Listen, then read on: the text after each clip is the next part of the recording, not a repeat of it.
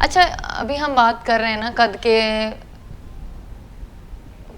हम समझते हैं कि कद छोटा है, लेकिन असल में पेरेंट्स को आप लोग गाइड करते हो कि नहीं है। अगर लेट सपोज किसी बच्चे का वाकई ही इफेक्ट हो रहा है, कद नहीं बढ़ रहा, तो उसकी क्या कॉजेज हो सकती है? डाइट है, लाइफस्टाइल है, क्या है? Very good. डाइट क्या है, अगर आप डाइट जो है वो अंडर नरिश्ड हो गए हैं या मेल नरिश्ड है तो डेफिनेटली फ़र्क पड़ेगा।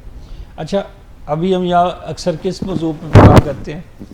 हम अक्सर diabetes is also one reason, type 1 diabetes. अच्छा, अगर वेल ट्रीटेड डायबिटीज नहीं है तो ग्रोथ इफेक्ट करेगी। अच्छा, स्टीरॉइड्स का इस्तेमाल किसी वजह से, जैसे बच्चों को अस्थमा होता है, बच्चों को दमे की शिकायत है, आप गए वहाँ पे किसी डॉक्टर ने उनको टीका लगाया सांस की तकलीफ के लिए, फिर वो स्टीरॉइड बार बार लगते रहे तो ग्रोथ रिटार्ड होएगी।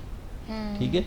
इसके बाद आ जाते हैं थायराइड की बीमारी जो है, हाइपोथायराइडिज्म, थायराइड की कमी जो है वो कद जो है उसको उसके भी डिले का बायस, यानी कोई ना कोई अबनॉर्मेलिटी जरूर होगी। एक और बीमारी होती है उसको कहते हैं constitutional delay of growth and puberty.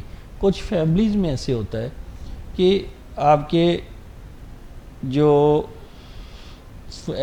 कद होते हैं कॉन्स्टिट्यूशनल, ये होता है कि भाई आप कद जो है खुद ही यानी कि डिले हो, ग्रोथ में भी डिले है और प्यूबर्टी में भी डिले है, या कद भी ऐसा बड़ा है प्यूबर्टी भी लेट आई है। जैसे आज मैं किसी बच्ची को देख रहा था, वो 16 साल की, अभी उसका कद बढ़ रहा है मजीद।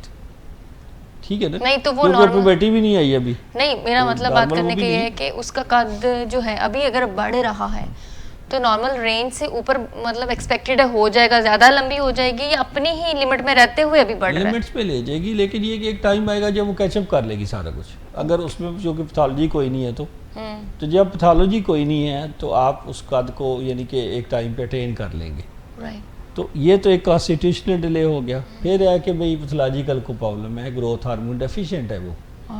अब ये जो कैटेगरी है ये ज़्यादातर वो शॉर्ट स्टेचर है जिनका लेस देन 3 वाली कर्व पे पाए जाते हैं। आप अगर उसके ऊपर देखें तो नीचे वाली कर्व के नीचे पाए जाते हैं, और ये डेफिनेटली शॉर्ट स्टेचर होते हैं। इनमें बहुत सारे टेस्ट करने चाहिए जिनसे फैसला किया जाए कि इनका ग्रोथ हार्मोन वाकई कम है, इनको फिर ट्रीटमेंट का फायदा भी। टेस्ट बताएं कि कौन से, क्या उसके? एक तो जनरल टेस्टिंग है, जैसे थायराइड वगैरह के आपने टेस्ट करने हैं, ब्लड शुगर करनी है, आपने कैल्शियम फास्फेट करना है, आपने विटामिन डी के लेवल्स करने हैं, इनको आपने पूरा करना है, न्यूट्रिएंट्स को है। ठीक है। और एक टेस्ट है, यानी एक तो बीमारियाँ ढूंढनी, एक सीलिएक डिजीज़ होती है जिसमें बच्चों को ग्लूटन के साथ सेंसिटिविटी होती है, तो जब वो गंदम खाते हैं तो उनको मोशन लगने तो मेल नरिश्ड है एक तरह से, तो वो ग्रोथ उनकी सही नहीं आएगी। फीमेल्स में एक बीमारी होती है उसको हम टर्नर सिंड्रोम कहते हैं। उस सिंड्रोम में जेनेटिक डिजीज़ है जिसमें ये एक तो यही है कि प्यूबर्टी नहीं आती और पीरियड्स टाइम पे नहीं शुरू होते, और दूसरा ये कि हाइट नहीं बढ़ती, उसमें भी ग्रोथ हार्मोन का फ़ायदा है। अच्छा, तीसरा है कि प्योर इडियोपैथिक एक वैरायटी है, यानी उसमें काज मालूम नहीं है लेकिन ग्रोथ हार्मोन कम है। अब इस किस्म के पेशेंट्स का आप ग्रोथ हार्मोन के लिए लेवल जो टेस्ट करते हैं उसको हम कहते हैं IGF-1, insulin like growth factor 1। ठीक। ग्रोथ हार्मोन हमने मेजर नहीं करना, हमने IGF-1 मेजर करना है।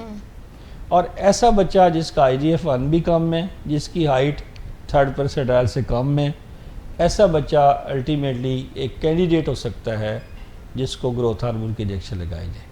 अच्छा, इंजेक्शन की आपने बात की, तो इंजेक्शंस कौन, ये तो कुछ क्राइटेरिया होगा, हर किसी को तो इंजेक्शंस नहीं लगा सकते। यही क्राइटेरिया है कि ग्रोथ हार्मोन की डेफिशिएंसी एस्टेब्लिश की जाए बाकायदा एक एंडोक्राइनोलॉजी यूनिट में, और फिर उसका शॉर्ट स्टेचर डॉक्यूमेंट किया जाए। ठीक है, सामने दिखा रहे हैं उसके ग्रोथ हार्मोन के लेवल्स भी एस्टेब्लिश हो जाए कम, और बोन एज और वो सारा कुछ जो प्रॉब्लम्स आ रही हैं वो सारा डिटरमिन करके फैसला करके उसको कमी को डॉक्यूमेंट किया जाए। और ये वाक़तन कम कद वाले हों, ऐसा नहीं है कि भाई आप कहें कि अच्छा जी मियाँ बीवी जो है उनकी हाइट मियाँ की 5'4" है, वाइफ की 5'2" है, और वो चाह रहे कि बच्चे का कद किसी तरह से 5'8" हो जाए, तो थोड़े से क्लिक लगा दी जाए ग्रोथ हार्मोन के। ग्रोथ हार्मोन एक जो या क्लिक्स वाला नहीं है सिस्टम कि अच्छा जी 10 दिन क्लिक लगा दे तो ये हो जाएगा। इसके साइड इफेक्ट्स हो सकते हैं अगर आप इसको अननेसेसरीली यूज़ करते हैं।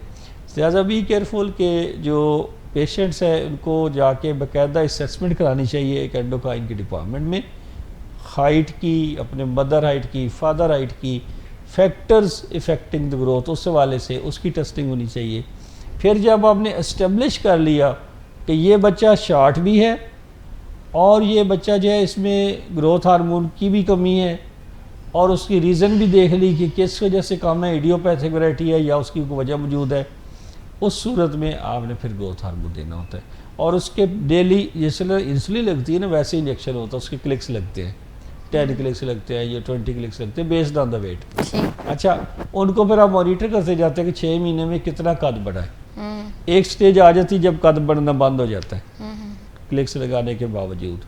ये स्टेज है कि इसका मतलब है हो सकता है कि अब आपकी बोन फ्यूज़ हो गई हो, तो यहाँ फिर उसको स्टॉप कर देना चाहिए। ये बहुत कॉस्ट वाली हाई कॉस्ट वाली ट्रीटमेंट है और ये कोई एवरेजली 3-4 लाख का ख़र्चा बन जाता है जब हम किसी बच्चे को लगाने का सोचते हैं। लेकिन मैं फिर बताना चाहूँगा कि बहुत सारे लोग जो हैं इसके बारे में बड़े होते हैं कि डॉक्टर साहब को ऐसी चीज़ नहीं है जो लगा दें जिससे बच्चे का कद फौरी बढ़ जाए। तो ऐसी कोई चीज़ नहीं है दुनिया में।